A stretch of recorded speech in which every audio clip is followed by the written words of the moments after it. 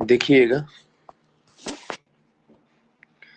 आज हम लोग पढ़ेंगे operation research.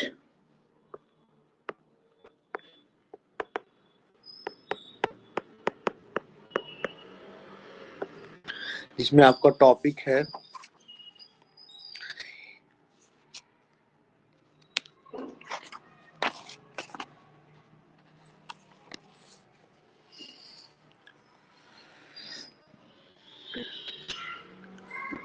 Linear programming problem,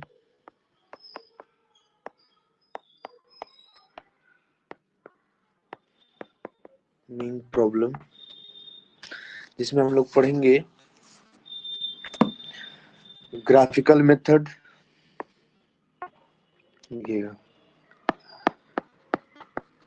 graphical method, analytical method, graphical method, analytical method और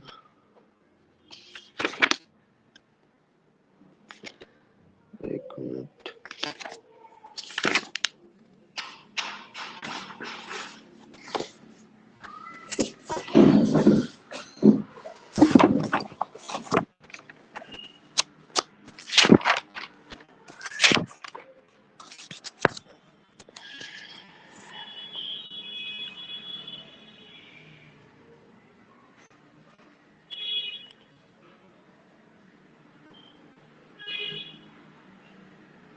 सिंप्लेक्स मेथड।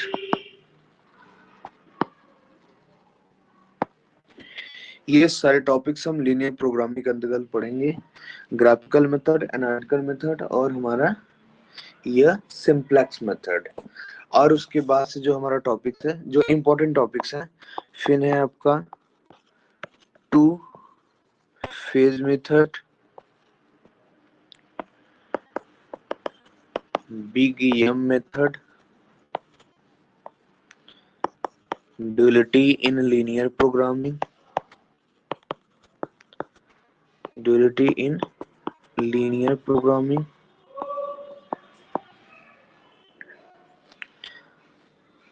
यह आपके सेक्शन ए का पार्ट होगा, जिसमें आप पढ़ेंगे अभी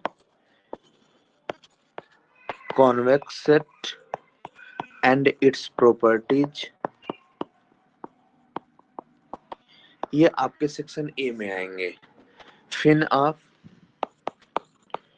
सेक्शन बी में पढ़ेंगे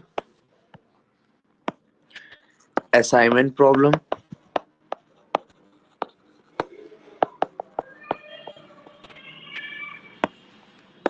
transportation problem,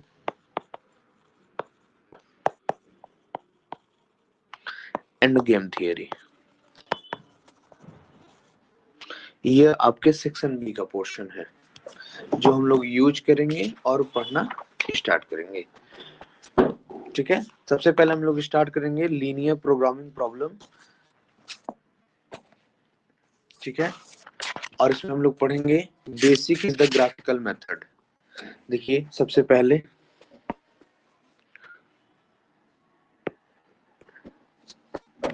linear programming, linear programming is concerned with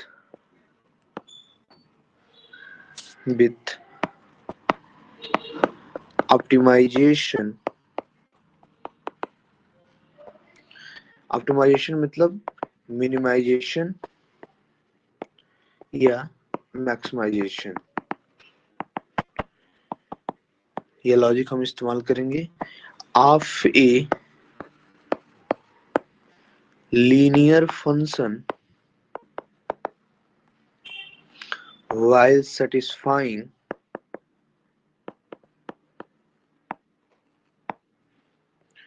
a set of linear equality या linear inequality। Simply meaning is constant के बेसिस पे काम, over restriction.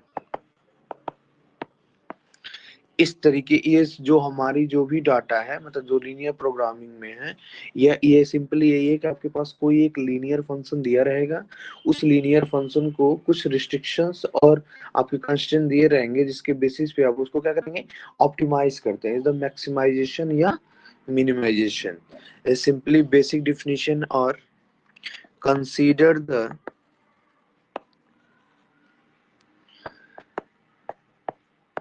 linear programming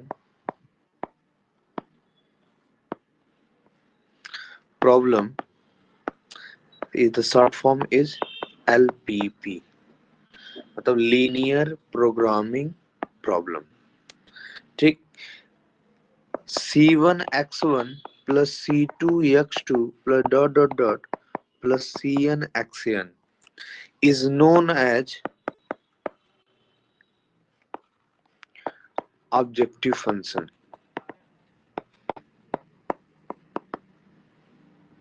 and it is denoted by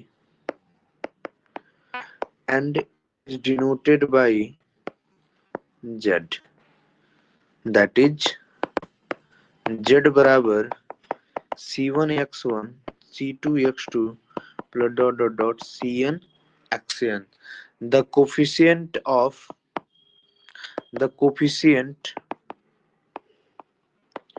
C1 C2 dot dot dot Cn are called cost coefficient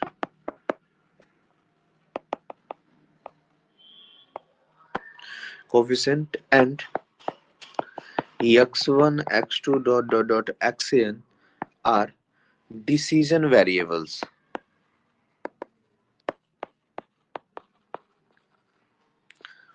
to be determined। यानी हम क्या करेंगे, simply अगर हमारे पास कोई इस तरीके से फंक्शन दिया हो जो C1x1 plus C2x2 plus dot dot CNxN is simply is meaning आपके पास डिसीजन वेरिएबल हो x1 x2 dot dot dot xn और इसको आप उसके फील्ड के एलिमेंट के बेसिस पे लीनियर कॉम्बिनेशन में लिख सकें जो कोफिशिएंट आप यूज कर रहे हैं। This is the simply is meaning जो फील्ड के एलिमेंट्स हम मान रहे हैं इज द कॉस्ट कोफिशिएंट। तो z की जो वैल्यू हो जाएगी वो हो जाएगी C1x1 plus C2x2 plus dot dot dot CNxN और जो आपकी x1 x2 और xn है वो आपके हो जाएंगे डिसीजन वेरिएबल्स। ठीक है, सिंपली कोई भी फंक्शन हो जैसे कि मान लीजिए आप क्या कर रहे हैं, मैक्सिमाइज या मिनिमाइज। तो ये फंक्शन के वेरिएबल को कॉस्ट कोफिशिएंट कहते हैं। हाँ मतलब जो कोफिशिएंट नहीं है या C1 C2 CN यही आपके हो जाएंगे इज द कॉस्ट कोफिशिएंट। जो आपको जैसे मान लीजिए वेरिएबली कोई काम कर रहे हैं उसके कॉस्ट को उसके बेसिस पे लिखना। मान लीजिए कोई सामान बेच दिए आप, उसके x1 के बेसिस पे वैल्यू लिख लेना, जो वैल्यू आप मतलब जो आपका वस्तु इस्तेमाल किए हो उसके बेसिस पे, फिर x2 यूज करिए उसके बेसिस पे जो कॉस्ट लिखे हुए हैं। इस तरीके से आप उसके लीनियर कॉम्बिनेशन में लिखिए, this is the objective function जो आपके पास सारी चीजें मटेरियल्स अवेलेबल हैं उसके बेसिस पे। क्लियर है? Yes sir. ठीक है, अब यहाँ देखिए जैसे मान लीजिए आपके पास एक फंक्शन मैक्सिमाइज या मिनिमाइजेशन कर देता है C1x1 plus C2x2 plus dot dot dot CNxN। ठीक है, सब्जेक्ट टू द कंस्टेंट्स देखिएगा, simply meaning is matrix formation generate करेंगे यहाँ से E11x1 E12x2 plus dot dot dot E1n xn जो हम less than or equal to greater than or equal to एक नया वेरिएबल इज B1 मतलब नया कांस्टेंट इज द B1। इसी तरीके से आप यहाँ बना लीजिए A21x1 plus A22x2 plus dot dot dot A2n xn less than equal to greater than equal to is the B2। इसी तरीके से हम अगला बना लेंगे, तो आपका मान लीजिए हम बना लेते हैं M1 x1 plus M2 x2 plus dot dot dot A MN XN less than equal to greater than equal to BM। इसको हम ऐसे लिख सकते हैं and non negative restriction is nothing but is the x1 x2 xn greater than or equal to 0। देखिए एक simply meaning हम कहना क्या चाह रहे हैं, हमारे पास एक ऑब्जेक्टिव फंक्शन दिया रहेगा z equal to c1x1 plus c2x2 plus dot dot cnxn। अगर उसकी करस्पॉन्डिंग हमको एक सब्जेक्टिव कांस्टेंट दिया रहेगा, उस कांस्टेंट के साथ आपके पास यहाँ अवेलेबल रहेगा इधर नॉन नेगेटिव कंडीशन, मतलब कि एक तरीके से रिस्ट्रिक्शन, जो वैल्यू होगी आपकी डिसीजन वेरिएबल्स होंगे वो always greater than equal to 0 होंगे। This is the simply the word, मतलब कि meaning is the linear programming of problem, मतलब linear programming problem.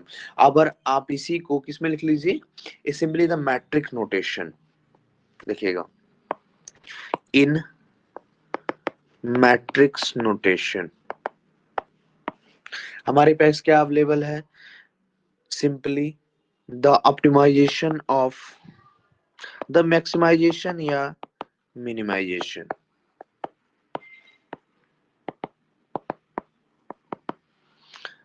z equal to c1x1 plus c2x2 plus dot dot dot cnxn।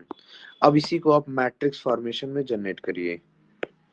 देखिए कैसे, z बराबर आप simply ए लिख लीजिए, इसको c वाले को आप जनरेट करिए तो आपको मिल जाएगा c into x, where c बराबर ऐसे c1 c2 dot dot dot cn। Similarly आपका यक्स हो जाएगा ऐसे x1 x2 dot dot dot xn is the transpose. अगर ऐसा करते हैं तब देखिए आप इन दोनों को सॉल्व करेंगे तो आपको मिलेगा c1 c2 cn is the transpose matrix, मतलब क्या x1 x2 dot dot dot xn। जब इसको सॉल्व करेंगे तो आपको कुछ और नहीं, यही मिलेगा c1 x1 c2 x2 plus dot dot dot cn xn। This is z। तो इसी को हमने एक मैट्रिक्स फॉर्मेशन में जनरेट की है, मतलब z इंटू सी एक्स, और c क्या है आपका, is the row vector, is the c1 c2 dot dot dot cn, और x क्या है आपका column vector x1 x2 dot dot dot xn is the decision variable के बेसिस पे। Simply subject to the constant, subject to the constants क्या मिल जाएगा, इसको बना लीजिए A X less than equal and greater than is logic is B. ये आपका क्या हो जाएगा, is the simply is the constant. अब एंड नॉन नेगेटिव रिस्ट्रिक्शन, आपका नॉन नेगेटिव रिस्ट्रिक्शन क्या मिल जाएगा, x जो होगा वो ग्रेटर देन और equal to 0 and b is equal to, देखिएगा b1 b2 dot dot dot bm का ट्रांसपोज मैट्रिक्स। अब देखिए b को ट्रांसपोज मैट्रिक्स क्यों बनाया गया, सिंपली यहाँ देखिए जो c है, यहाँ लाइन समझिएगा, जो c है आपका ऐसे है c1 c2 dot dot dot cn is the 1 cross n matrix. x जो है आपका x1 x2 dot dot dot xn is the transpose, then आपका ये हो जाएगा ट्रांसपोज मतलब n क्रॉस 1 का। जैसे आप मल्टीप्लाई करेंगे, देखिए जैसे आप मल्टीप्लाई करेंगे यहाँ कंडीशन में तो आपका क्या मिल जाएगा 1 क्रॉस 1 वेक्टर, क्योंकि c into x is the nothing but जो न्यू मैट्रिक्स मिलेगी आपको मिल जाएगा c1 x1 c2 x2 plus dot dot dot cn xn is the 1 cross 1। अब सिंपली इसको देखिए, a जो वैल्यू है आपका, a क्या है आपका, a आपको मिल जाएगा a11 a12 a1n a21 a22 a2n dot dot dot am1 am2 amn is the m cross n matrix. और x आपका क्या है, सिंपली यह है x1 x2 dot dot dot xn is the n cross 1 matrix. जैसे ही आप multiplying करेंगे a into x आपको b मिलेगा ग्रेटर देन और इक्वल टू, तो जो बी मैट्रिक्स मिलना चाहिए, देखिए यह m क्रॉस n है, यह n क्रॉस n है, तो जो प्रोडक्ट के फॉर्मेशन से जो न्यू मैट्रिक्स मिलेगी, मान लीजिए जो मैट्रिक्स मिल रही है बी आई जे, वो मैट्रिक्स आपकी कितनी हो जाएगी, एन से n cancel is the m cross one, इसलिए जो यम होगा, जो आपका बी होगा, ये हो जाएगा B one B two dot dot dot B M का transpose is the column vector. क्या यहां तक लाइन क्लियर है?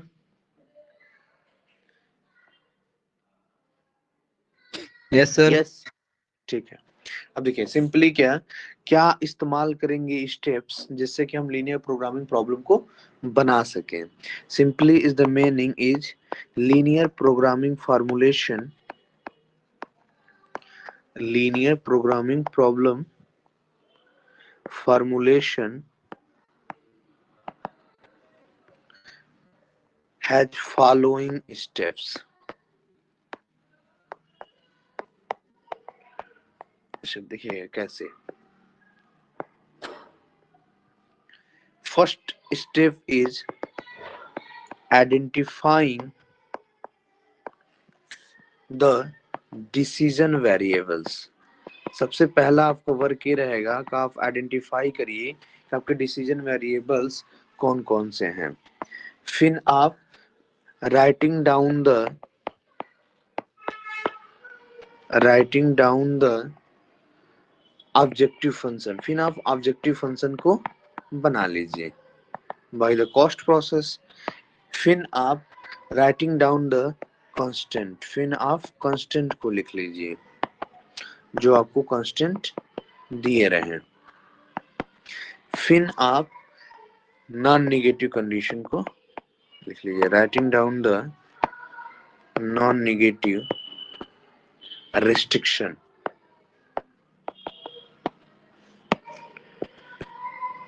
इतना करने के बाद in the above formulation the objective function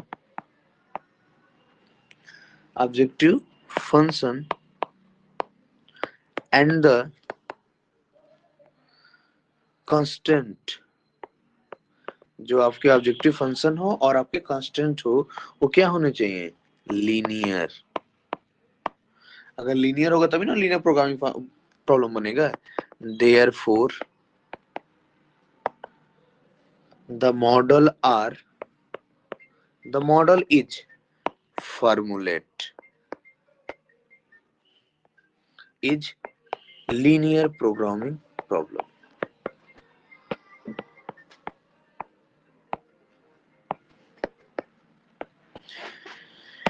मतलब वर्क क्या करना रहेगा, सिंपली सबसे पहले अगर लीनियर प्रोग्रामिंग फॉर्मुलेशन बनाना है तो सबसे पहले आपको डिसीजन वेरिएबल चूज करना होगा कि कौन कौन से आपके डिसीजन वेरिएबल हैं। फिर उसके बाद सर उसको आइडेंटिफाई कर लीजिए। हाँ, ये अमृता का ऑडियो हम्म, मतलब ऑन नहीं हो रहा है, लिख रहा है डिसेबल बाय टीचर।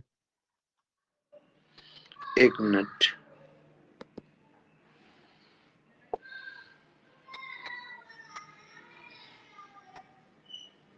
चैट में देखिए।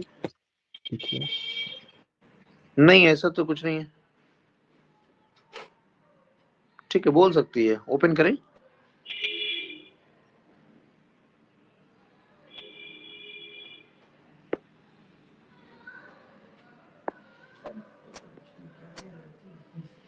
ठीक है हो जाएगा।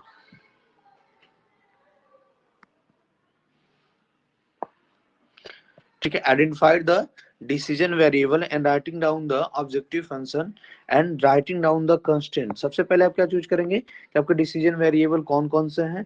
फिर उसके बाद से आप उसके बेसिस पे आप बनाएंगे ऑब्जेक्टिव फंक्शन अपना। फिर उसके बेसिस पे आप कांस्टेंट चूज करेंगे और नॉन नेगेटिव रिस्ट्रिक्शन लिख लेंगे। इस पूरे फॉर्मुलेशन करने में अगर वो आपके जो ऑब्जेक्टिव फंक्शन है और आपका कांस्टेंट है अगर वो लीनियर है तो आपकी जो मॉडल बनेगी वो लीनियर प्रोग्रामिंग प्रॉब्लम की मॉडल बनेगी। जो सबसे इंपॉर्टेंट है इज द ग्राफिकल मेथड, आपके एग्जाम में हमेशा आता है। इसके लिए हम क्या इस्तेमाल करेंगे, जैसे मान लीजिए आप पास लॉजिक समझिएगा, जैसे कि एक क्वेश्चन से समझाने की कोशिश करेंगे। देखिएगा, solve graphically the following LPP problem. Following LPP problem. Simply आप क्या करिए, आपको ग्राफिकली एक एलपीपी प्रॉब्लम को सॉल्व करना है। इसमें लिखिएगा maximization z equal to 2x1 plus 3x2 such that, मतलब सब्जेक्ट टू कांस्टेंट।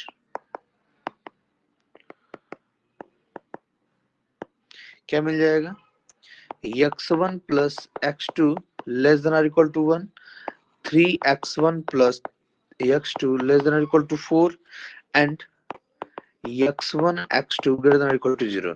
अब ध्यान से लाइन समझिएगा, this is your objective function,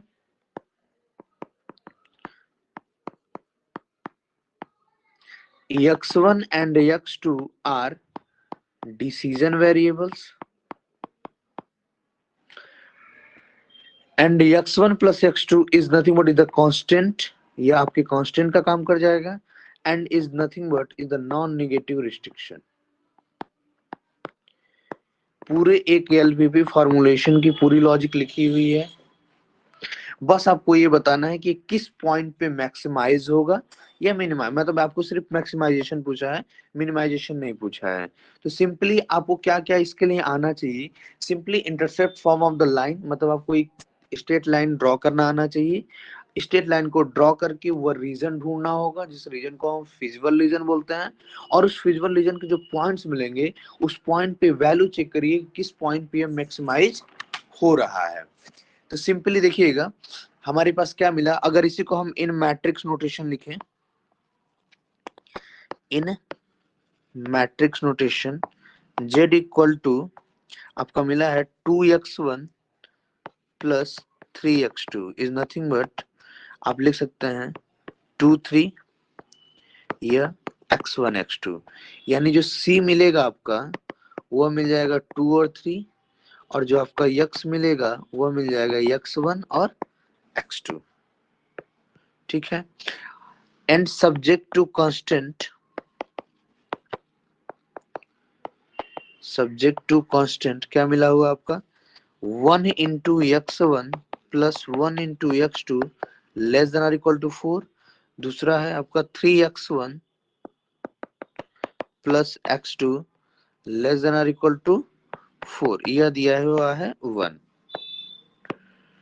ठीक, अब इसको देखिए आप कैसे मैट्रिक्स नोटेशन में कन्वर्ट करेंगे। इज द मैट्रिक्स 1 1 3 1 और यहाँ हो जाएगा आपका x1 x2 लेस देन और इक्वल टू, यह हो जाएगा 1 और 4। आपसे एग्जाम में क्वेश्चन दे देगा, कभी कभी एक नंबर में पूछ लेता है कि मैट्रिक नोटेशन में लिखिए, ये कंडीशन बन गई। अब आपको चीजें ग्राफिकली ड्रॉ करनी है। देखिए ग्राफिकली कैसे हम ड्रॉ करेंगे।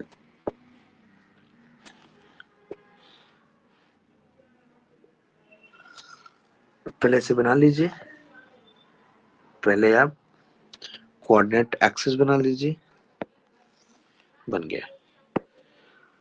अब इसके बाद से आप पॉइंट चूज करिए। आप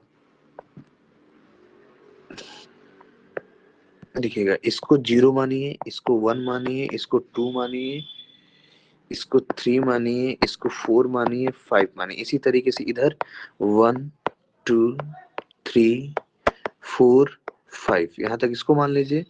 सिमिलरली इधर -1 -2 -3 -4 -5, इसी तरीके से नीचे -1 -2 -3 -4, जरूरत पड़ेगा तो यूज किया जाएगा। Is the first equation is x1 plus x2, तो फर्स्ट स्टेप क्या यूज करेंगे, हम इस्तेमाल करेंगे first step, step number first, in the above problem linear inequality जो दिया हुआ आपका कांस्टेंट का, उसको सबसे पहले इक्वलिटी में कन्वर्ट करिए, उसको इक्वलिटी में क्या करिए, कन्वर्ट करिए। फर्स्ट स्टेप, इक्वलिटी में जब आप कन्वर्ट करेंगे देखिए आपको क्या मिलेगा, x1 plus x2 is equal to 1 and 3x1 plus x2 equal to 4।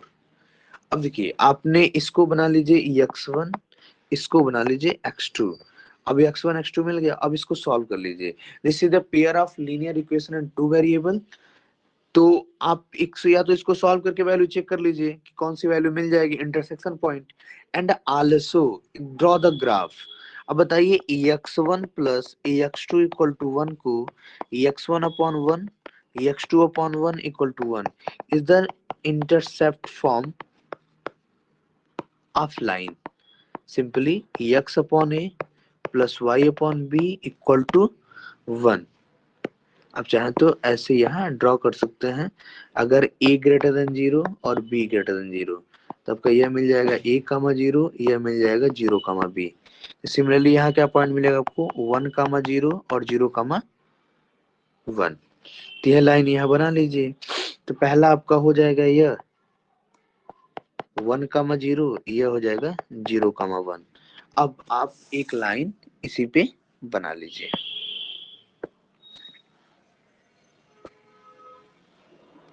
बन गया। सिंपली इस क्या है x1 plus x2 equal to 1। Second is आपका क्या है 3x1 plus x2 equal to 4। तो आप इसको लिखिए 3x1 plus x2 by 4 equal to 1।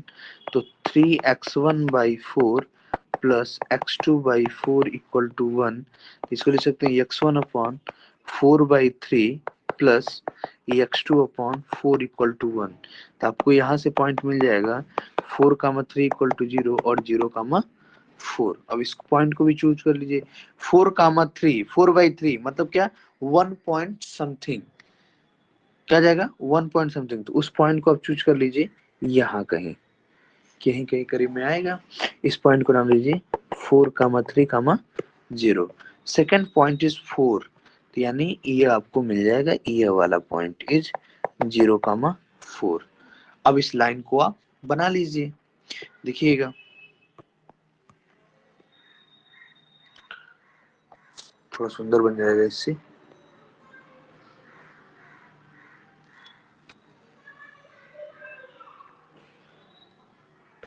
ठीक है,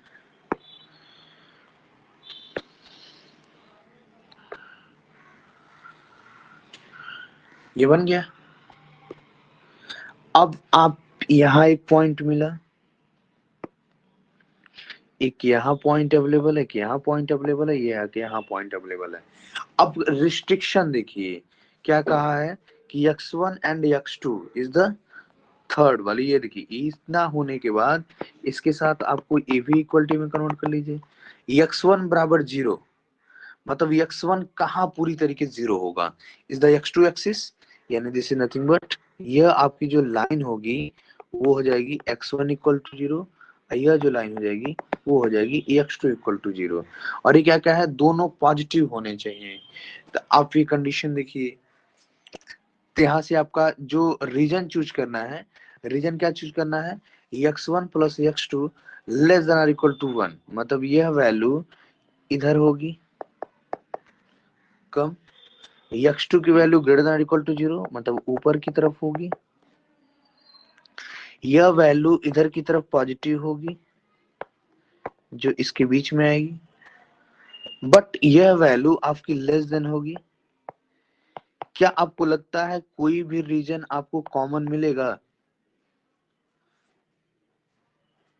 क्या आपको यहाँ आपको रीजन कॉमन मिलेगा? यस या नो? क्या ग्राफ समझ में आया या नहीं?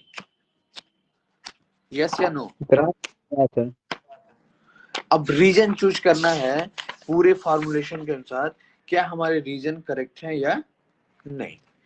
उस रीजन में हमको चेक करना है मैक्सिमाइजेशन मिनिमाइजेशन, मतलब मैक्सिमाइजेशन चेक करना है किस पॉइंट पे मैक्सिमाइज होगा। बस उतना बता देना है, उसके बाद हम लोगों का काम क्वेश्चन क्या हो जाएगा फिनिश हो जाएगा।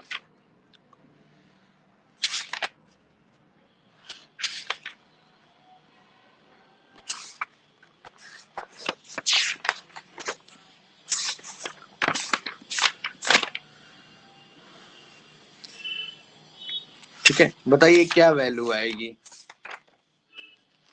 दोनों का इंटरसेक्शन पॉइंट निकाल लीजिए। ये इक्वेशन दिया हुआ है ना, x1 plus x2 equal to 1 और 3x1 plus x2 equal to 4। देखिएगा x1 plus x2 equal to 4, 3x1 plus x2 equal to, उल्टा हो गया ये, यहाँ करिए 1, यहाँ करिए 4। अब ऊपर क्या करिए ना, इक्वेशन नंबर 1 मान लीजिए, इक्वेशन नंबर 2 मान लीजिए, इसमें 3 से मल्टीप्लाई कर दीजिए, इसमें 1 से मल्टीप्लाई कर दीजिए, तो क्या हो जाएगा 3x1 plus 3x2 equal to 3 and 3x1 plus x2 equal to 4। इसको माइनस करिए तो ये कैंसिल, इसको माइनस करिए, इसको माइनस करिए, ये मिल जाएगा को 2x2, ये हो जाएगा -1, यानी x2 इक्वल टू -1/2। अब इस x2 की वैल्यू यहाँ पुट कर देते हैं, x1 माइनस 1/2 इक्वल टू 1, तो x1 इक्वल टू 1 प्लस 1/2, तो x1 की जो वैल्यू मिलेगी वह मिलेगी आपको 3/2, यानी आपका जो इंटरसेक्शन पॉइंट होगा वो होगा 3,2 माइनस 1/2। ये आपका इंटरसेक्शन पॉइंट मिल जाएगा। बट रीजन जो है वो आपको उस तरीके से नहीं मिल रहा है कि जो आपको सोल्यूशन मिल सके। देखिए इस रीजन में रीजन यह बने, यह बने, क्योंकि दोनों कर्व की यही आपका पॉइंट है, यह 3,2 माइनस 1/2, यही आना चाहिए बस। अब बताइए मैक्सिमम की, अब यह पॉइंट कौन सा होगा, यह पॉइंट आपका 0,0, यह पॉइंट आपका कितना होगा 1,0, यह पॉइंट आपको पता है, यह पॉइंट आपको मिल ही गया, यह पॉइंट आपका 0,1 है, यह पॉइंट मिल गया। आप चाहिए तो सभी पॉइंट पे चेक कर लीजिए, बट आपको रीजन एक फिजिबल रीजन चूज करना होता है जो कि दोनों का कॉमन रीजन आपको जो नहीं मिल रहा है। इसमें हमको लगता है क्वेश्चन में कोई प्रॉब्लम है, बट देख लेते हैं कि क्वेश्चन सही है गलत। 0 और 1 पे चेक करिए, देखते हैं इस रीजन के बेसिस पे। चाहे तो हम यह रीजन चूज तो कर नहीं सकते, या तो कंडीशन में बदलना पड़ेगा। अगर x1 प्लस x2 को हम एक ग्रेटर कर लें तब मेरा काम हो जाएगा। इसको आप ऐसे कर लीजिए, greater than or equal to, then question are correct. इतना होने के बाद यह रीजन जो हो जाएगा अप साइड में हो गया, तो आपको रीजन मिल जाएगा, तब यह आपका नया रीजन मिल जाएगा, ये वाला। देखिएगा यह रीजन जो अंदर का पूरा पार्ट है, ये ऐसे, लेकिन यह नीचे वाला नहीं जाएगा, ये वाला बस। यहाँ देखिएगा ऐसे ऐसे, ये जो बना रहे हैं डॉटेड, ये वाली लाइन देखिएगा, यह वाले पोर्शन और यह वाले पोर्शन, क्योंकि आपको नॉन नेगेटिव कंडीशन भी तो रखना है। अब देखिए इन सारे पॉइंट्स को आप निकाल लीजिए, कौन कौन पॉइंट मिलेगा आपको। एक मिलेगा 1,0 यहाँ, और फिर यहाँ आपको यहाँ नाम दे दीजिए A B C D, तो एक पॉइंट मिल गया A इक्वल टू 1,0, B मिल जाएगा आपको 4/3,0, C मिल जाएगा 0,4 और D मिल जाएगा आपको 0,1। अब इन चारों पॉइंट्स पे आप चेक करिए कि किस वैल्यू पे आपकी पॉइंट मैक्सिमम होती है। यह Z function is the objective function. देखिए 0,1 यहाँ ऐसे लिख लीजिए लास्ट में। ए कितना मिला 1,0, बी कितना मिला 4/3,0, सी कितना मिला 0,4, डी कितना मिला 0,1। अब जेड बराबर क्या है आपका, जेड की वैल्यू कितनी है 2x1 plus 3x2, 2x1 plus 3x2, ये आपकी x1 और x2 की वैल्यू है। तो z बराबर 2 into 1 plus 3 into 0 equal to 2। फिर ये किसके लिए होगा, आपके a के लिए हुआ।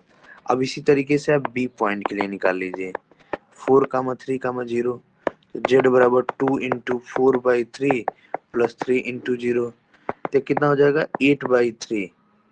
अब 8/3 मतलब क्या, 2.66। अब फिर देखिएगा c बराबर 0,4, तो z बराबर कितना मिल जाएगा 2 इंटू जो ऊपर निकाले 0। सर उसका काम नहीं होगा क्या कुछ? क्या चाहिए जो ऊपर निकाले हैं ये वाली, क्योंकि इस रीजन में आया नहीं ना, इस रीजन में ये पॉइंट आया नहीं। आपका जो फिजिबल रीजन है ये, इस रीजन में वो आया नहीं ना पॉइंट, इसलिए यूज नहीं करेंगे। क्योंकि आपको ये x2 की वैल्यू भी क्या चाहिए, ग्रेटर देन ऊपर की तरफ, x1 की वैल्यू भी पॉजिटिव, और बाकी जो अनदर पॉइंट्स है इसकी वैल्यू भी पॉजिटिव और इसकी वैल्यू भी। तो मतलब ये इस तरीके हमेशा से इस आपको, तरह हो सकता है कि मतलब हमेशा जेड को निकालना पड़ेगा इसी तरह? हाँ चेक करना पड़ेगा आपको किस पॉइंट पे मैक्सिमाइज हो रहा है। तो ये आपका हो गया 0 + 12 = 12, और फिर आपको मिल जाएगा z = लास्ट पॉइंट कौन सा है, d इज 0,1, तो आपको मिल जाएगा 2,0 2 इंटू 0 + 3 इंटू 1 = 3। अब देखिए कि आपका यह जो पॉइंट मिल रहा है यह वाली, इस पॉइंट पे वैल्यू क्या मिल रही है, मैक्सिमम, करेक्ट है। 0 और 4 पे देखिए, 0 और 4 पे इस पॉइंट पे आपको वैल्यू क्या ली है, मैक्सिमम। यानी आपका जो सोल्यूशन होगा मैक्सिमाइजेशन का, x1 = 0, x2 = 4, और maximization of z is equal to 12। क्या ये बात समझ में आई या नहीं आई?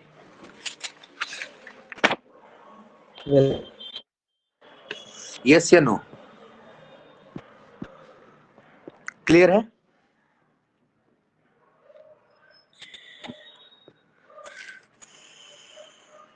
आप चाहें तो यह जो अब नोटेशन आप बनाए हुए हैं ये वाली कंडीशन में, इसके वजह से ये पूरा कन्वर्ट करना पड़ेगा, क्योंकि आपके क्वेश्चन में गलती था यहाँ थोड़ा सा, इसलिए इसको कन्वर्ट करना पड़ेगा। ये जो साइन है इसको कन्वर्ट करेंगे ऐसे हम, x -x1 -x2 <= -1। तो आपको ये पूरा नोटेशन बदलना पड़ेगा, यहाँ हो जाएगा -1, और ये पूरा कन्वर्ट हो जाएगा माइनस माइनस, ये भी हो जाएगा माइनस, ये भी हो जाएगा माइनस, बाकी ऐसा बाकी सब ठीक है, कोई दिक्कत नहीं है। क्लियर है? मैं एट रैंडम अपने पास से क्वेश्चन बना दिया था, यहां तक किसी को प्रॉब्लम? क्या ग्राफिकल मेथड समझ में आया या नहीं आया?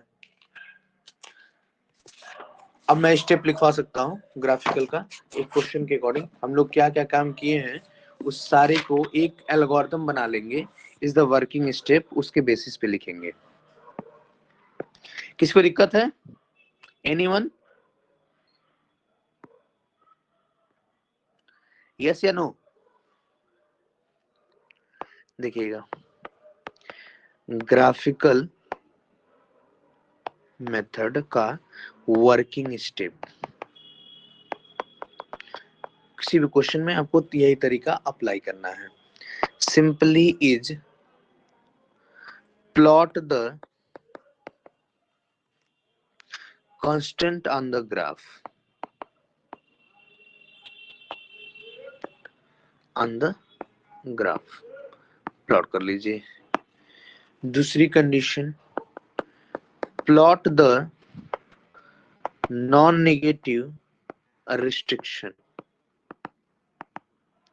रिस्ट्रिक्शन देख लीजिए कि किस तरीके से आपको नॉन नेगेटिव रिस्ट्रिक्शन पे काम करना है, और कोऑर्डिनेट चूज कर लीजिए। Third condition is identify the feasible region, मतलब जो रीजन आपको मिल रहा है सारे कंडीशन को अप्लाई करने के बाद, दैट कंटेन